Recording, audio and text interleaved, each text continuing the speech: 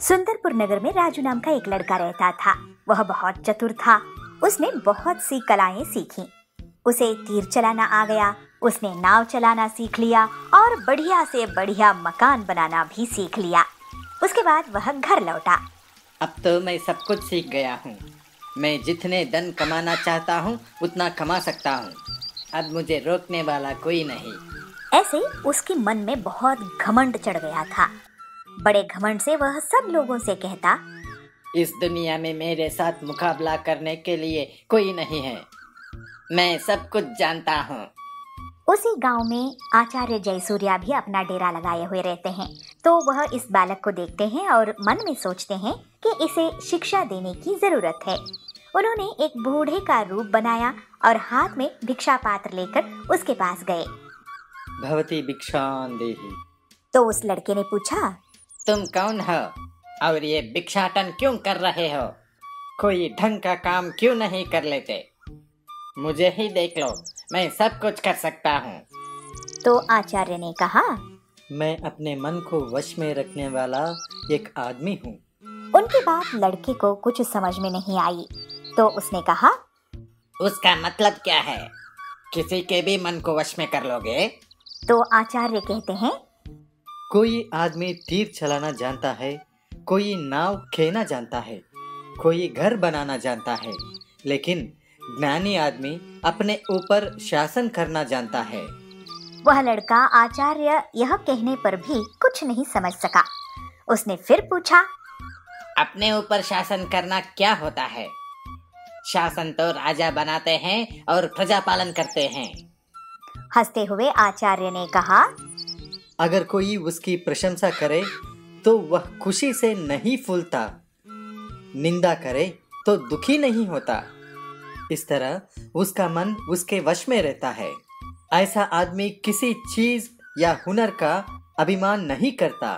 आचार्य की यह सब बातें सुनकर अपनी गलती की एहसास हो जाती है राजू को।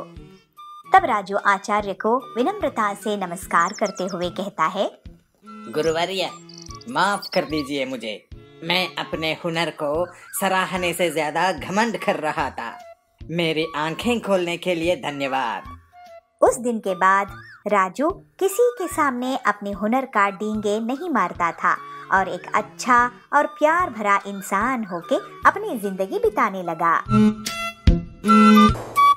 श्यामपुर के गांव में पीलू चिड़िया अपने पिता टिल्लू के साथ रहा करती थी। टिल्लू किराना दुकान में काम किया करता था और जब भी दिवाली का मौसम आता तो वो सुंदर सुंदर मिट्टी के दिए बनाकर बेचता था। इस तरह दिवाली में दिए बनाकर बेचने से टिल्लू की ऊपरी कमाई हो जाती थी। एक बार ऐसे ही दिवाली का त्योहार आता है और टिल्लू की तबीयत खराब हो जाती है। वो घर में जब दिए बना रहा होता है तब उसे चक्कर आ जाता है और वो जोर से जमीन पर गिर जाता है। इस पर पीलू आकर उससे कहती है, पिताजी आपकी तबीयत खराब है, आप आराम कीजिए, अब आप दिए मत बनाइए। अरे बेटी, अभी तो दिवाली का त्योहार है, अगर मैं दिए नहीं बनाऊंगा तो मेरी ऊपरी कमाई कैसे होगी? फिर तेरी शादी के लिए भी तो पैसे जोड़ने हैं कि नहीं? पिताजी आप दवाई खाकर आराम कीजिए, मैं दिए बना लूंगी और उन्हें बेच दूंगी। अरे पीलू, तू क्या क्या करेगी? घर का काम करेगी, दिए बनाएगी और फिर तेरी परीक्षा भी तो पास में है, तू उसकी पढ़ाई कब करेगी? तुझे पढ़ लिख कर शहर में भी तो जाना है। पिताजी आप ज्यादा सोचिए मत,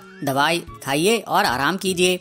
अच्छा, जैसा तू बोले। फिर पीलू अपने पिताजी को दवाई दे देती है और जब वो सोने लगता है तब पीलू दिए बनाने लगती है। लेकिन पीलू ना सिर्फ दिए बनाती है बल्कि उनमें सुंदर सी पेंटिंग भी कर देती है। इससे उसके दिए और भी सुंदर लगने लगते हैं। अगले दिन पीलू दियों को ले जाकर बाजार में बेचने के लिए जाती है। दिए ले लो, दिए, सुंदर सुंदर दिए, दिवाली के दिए, सुंदर सुंदर दिए, रंग बिरंगे पेंटिंग वाले दिए। पीलू के पास बबली चिड़िया आती है। पीलू, ये दिए तो बहुत सुंदर लग रहे हैं, महंगे हैं क्या? अरे नहीं बबली जी, आपके घर की शान में 4 चांद लगा देंगे और ये महंगे भी नहीं हैं। अच्छा बता कितने के हैं ये दिए? बबली मैम, ये 20 रुपए के 4 दिए हैं, बताइए आपको कितने दूं? फिर बबली दिए लेकर वहाँ से चली जाती है। हरिया काका पीलू की दुकान में आते हैं। अरे पीलू, ये दिए तो बड़े सुंदर लग रहे हैं। हाँ हरिया काका, ये आपके बंगले की शान बढ़ाएंगे,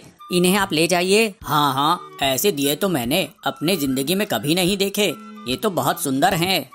इस तरह से पीलू के पूरे दिए उस दिन बिक जाते हैं और वो खुशी खुशी घर आती है। इसके बाद पीलू अपने पिताजी को उस दिन की कमाई दिखाती है। उसके पिताजी बहुत खुश होते हैं और कहते हैं, अरे वाह पीलू, तूने तो कमाल ही कर दिया, तेरे दिए वाकई में बहुत सुंदर हैं। चल अब तू भोजन कर ले, दिन भर से तू थक गई होगी। फिर पीलू भोजन करके वापस से दिए बनाने में जुट जाती है। अगले दिन पीलू दिए लेकर उस बाजार में जाती है जहाँ पर अमीर पक्षी खरीदारी करने आया करते थे। वो वहाँ देखती है कि एक बड़ी दुकान वाला एक गरीब मजदूर को डांट रहा है। तुमको मैंने 1000 दियों का ऑर्डर दिया था, लेकिन तुमने अभी तक मुझे सिर्फ 100 ही दिए दिए हैं। अब बताओ मेरे इतने बड़े बड़े अमीर ग्राहकों को मैं क्या जवाब दूंगा। माफ कर दीजिए सेठ जी, मैंने इस बार दिए बनाते समय मिट्टी में ज्यादा पानी डाल दिया तो मिट्टी पतली हो गई, इस वजह से मैं आपको दिए नहीं बना के दे पाया हूँ। अरे तूने मिट्टी में पानी मिलाया या पानी में मिट्टी मिला दिया है? तेरी वजह से नुकसान तो मेरा ही हुआ ना। ये सुनकर पीलू दुकान वाले के पास जाती है और कहती है, सेठ जी ये देखिए मेरे दिए, मेरे पास अभी 200 दिए हैं, अगर आप कहें तो मैं आपका ऑर्डर पूरा कर दूंगी। ये दिए पूरे जंगल में कोई भी नहीं बनाता है, ऐसे पेंटिंग वाले सुंदर दिए पूरे जंगल में कोई भी नहीं बनाता है। अरे वाह, ऐसे दिए तो अमीर लोगों को बहुत पसंद आएंगे। लेकिन चिड़िया, तुम 1000 दियों का ऑर्डर पूरा कर पाओगी? पीलू हाँ कहकर उसे 200 दिए देकर चली जाती है और घर में दिन रात मेहनत करती है और 1000 दियों का ऑर्डर पूरा करती है। 1000 दिए ले जाकर पीलू दुकान वाले को देती है। वाह पीलू चिड़िया, तुमने तो कमाल ही कर दिया, तुम्हारे दिए अमीर चिड़ियाओं को जरूर पसंद आएंगे, फिर अगली बार मैं तुम्हें और भी बड़ा ऑर्डर दूंगा। इस तरह से पीलू रिकॉर्ड तोड़ दिए बनाती है और उसकी रिकॉर्ड तोड़ कमाई होती है। फिर पीलू अपने पिता के साथ खुशी खुशी रहने लगती है। गोंडा नाम की राज्य में सूरजभान नाम का एक राजा राज करता था। उसके एक बहुत ही सुंदर पुत्र था जिसका नाम था स्वर्णपुत्र। सूरजभान अपने पुत्र से बहुत प्रेम करता था, मगर उससे भी ज्यादा वो प्रेम करता था स्वर्ण पे, इसीलिए अपने पुत्र का नाम भी स्वर्णपुत्र रखा था। उसके खजाने में सोने का भंडार था। उतना सोना दुनिया के किसी भी राजा के खजाने में नहीं था। इसके बाद भी खजाने में जितना सोना बढ़ता, सूरजभान की सोने की लालच भी अधिक होती जा रही थी। उसका दिन का अधिकांश समय खजाने में ही निकला जाता था। सोने की लालच की वजह से अक्सर वो अपने पुत्र को अनदेखा करता था। खजाने की वो कोना खाली पड़ा है, उसको भी सोने से भर देना है। मंत्री जी, इस बार की फसल के कर और एक सोने का सिक्का बढ़ा दो। जी हाँ प्रभु, मगर कुछ नहीं। अरे प्रभु, इतनी फसल तो आए जो वो कोना भर दे। मंत्री की बात सुन के राजा को लगता है कि यह काम नहीं करने वाला है, मगर उसकी सोने की लालच इतना बढ़ गया था कि वह अन्न जल त्याग कर ईश्वर की कठोर उपासना में लग गया। उसकी तपस्या से प्रसन्न ईश्वर दर्शन देते हुए कहते हैं, बोलो वत्स, मन चाहे वरदान लो, क्या चाहिए तुम्हें? हे भगवान, मुझे ये वरदान दे कि मैं जिस किसी वस्तु को भी छूऊं वो सोना बन जाए। ईश्वर को सूरजभान की लालच समझ में आ गई थी। वरदान देने से पूर्व उन्होंने आगाह किया, राजन, वरदान मांगने से पहले अच्छी तरह से सोच विचार कर लिया है? तो सूरजभान संपूर्ण श्रद्धा से और विनम्र होके कहते हैं, हे ईश्वर, मैं इस विश्व के सबसे बड़ा धनी राजा बनना चाहता हूँ। हमने संपूर्ण सोच विचार कर लिया है, हमें यही वरदान चाहिए। इसकी लालच की बुद्धि सही होने वाली नहीं है, ये शंकर भगवान को पता चल गया और वो तथास्तु कहते हुए वहाँ से गायब हो गए। राजा सूरजभान यह वरदान पाकर खुशी से पागल हो गया था। दूसरे ही दिन सोकर उठने के उपरांत अपनी शक्ति परखने के लिए उसने अपने पलंग को छूकर देखा। वह पलंग सोने का बन गया। सूरजभान बहुत खुश हुआ। दिन भर वह सुध-बुध खोकर अपनी महल की हर चीज को सोने में परिवर्तित करने में जुट गया। उसे अपनी खान पान तक की चिंता नहीं थी। शाम को सूरजभान थक गया था, उसे जोरों से भूख भी लगी थी। अपने सेवकों को भोजन परोसने के लिए कहता है। जैसे ही सूरजभान भोजन को हाथ लगाता है, वह सोना बन जाता है। अब सोने को तो खा नहीं सकते, तो गुस्से से तिलमिलाते हुए वो उठकर बाहर आ जाता है। ऐसे ही टहलते हुए अपने उद्यान में जा पहुंचता है। वहाँ वह देखता है अपना छोटा बेटा स्वर्णपुत्र वहाँ खेल रहा है। उसकी खेल कूद देखकर राजा के मन में पुत्र वात्सल्य उमड़ कर आता है।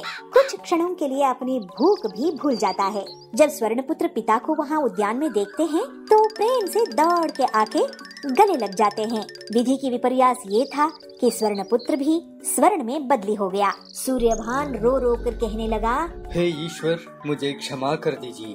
आप अपना वरदान वापस लीजिए। मेरी मति भ्रष्ट हो गई थी। मेरा लालच तांडव कर रहा था। हमें समझ आ गया है कि हर वस्तु अमूल्य होता है। हमारे लिए सबसे अमूल्य तो हमारा पुत्र स्वर्ण पुत्र है। उन्हें आप कृपया इंसान बना दीजिए। कहते हुए फिर से रोने लगता है। उस पर दया आकर ईश्वर फिर से तथास्तु बोलते हैं और हवा में लीन हो जाते हैं। स्वर्णपुत्र फिर से इंसान बनता हुआ देख सूरजभान बहुत खुश होता है और अपनी गलती की, अपनी लालसा की उसे पश्चाताप भी होता है। तो मंत्री को बुलाकर कहते हैं, मंत्री जी, अपना कोषागार जरूरतमंद और निर्धनों के लिए खुला रख दो। सूरजभान अपने पुत्र को गले लगाकर खुशी के आंसू बहाते हैं। उनका लोभ खत्म हो गया था और संतुष्टि की जीवन की ओर यात्रा शुरू कर देते हैं।